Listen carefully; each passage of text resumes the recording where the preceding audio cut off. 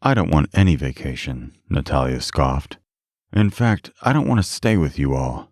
Eric rubbed his unshaved beard, rolled his eyes at Natalia, and left the room.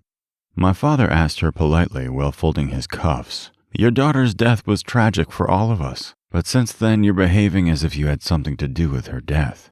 You can tell us if anything's bothering you or if you're disturbed by anyone in this house."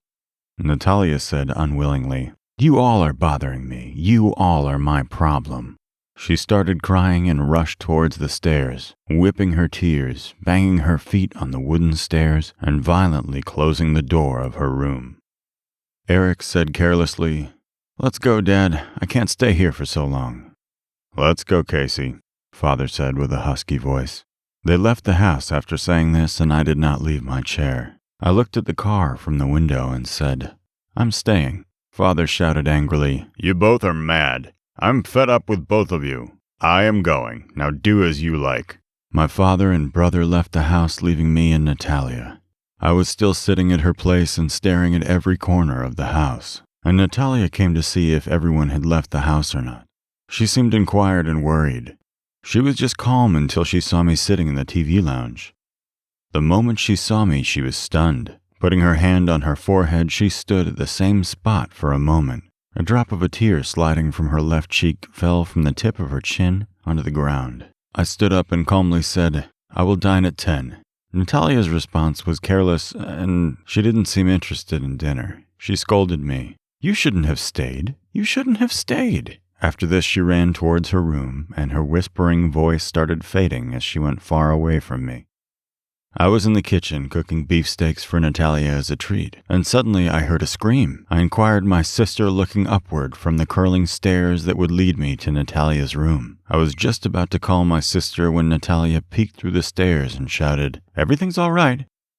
Then I went to the kitchen and saw that the steaks were torn apart mysteriously. I thought some animal had done this, and now I had to go to the supermarket and fetch some food. I asked Natalia, "Will you join me, please? Just a few steps to the supermarket, and then we will have dinner," because I think a hungry animal had eaten what we were supposed to eat. Natalia was comparatively much more calm and relaxed than before.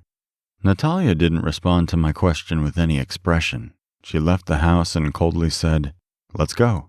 I was surprised to see her and said, "Well, I'm coming. Wait for me outside." We went to the market.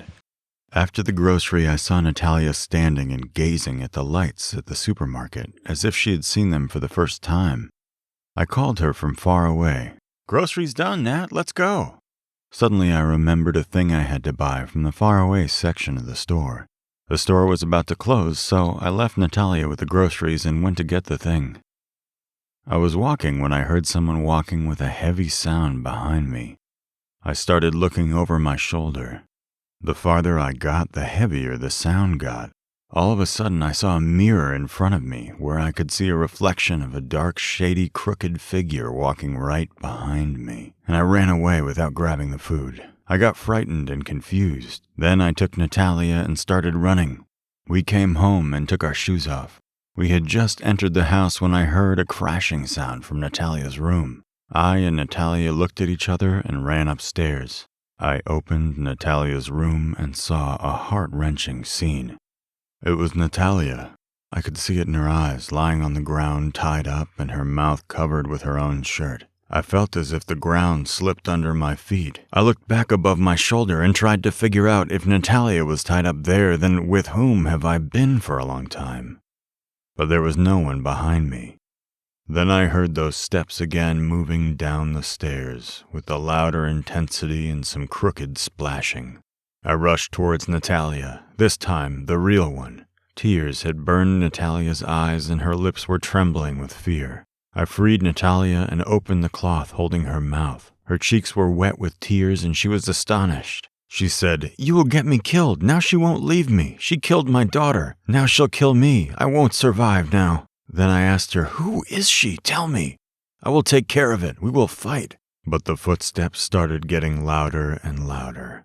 Suddenly, everything started striking and slamming. The strange figure of that woman appeared at the door of the room with the same crooked smile and glance of terror as if she was furious. We were both screaming and we closed our eyes.